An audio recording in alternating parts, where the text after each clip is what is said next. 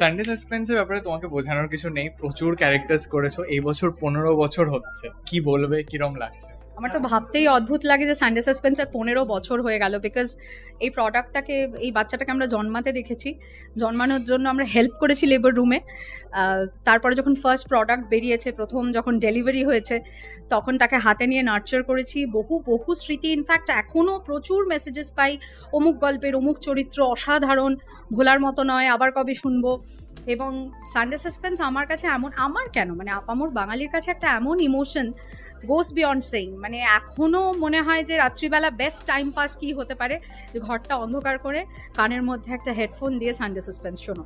সুতরাং এটা বাঙালির যেরকম মহিষাসুর মর্দিনী মজ্জায় মজ্জায় ঢুকে গেছে, সানডে সাসপেন্সও আমার বিশ্বাস 15 বছরের অনেক আগেই সেটা আমাদের মজ্জায় মজ্জায় ঢুকে গেছে। এরকম আরো অনেক 15 আসুক সানডে সাসপেন্স।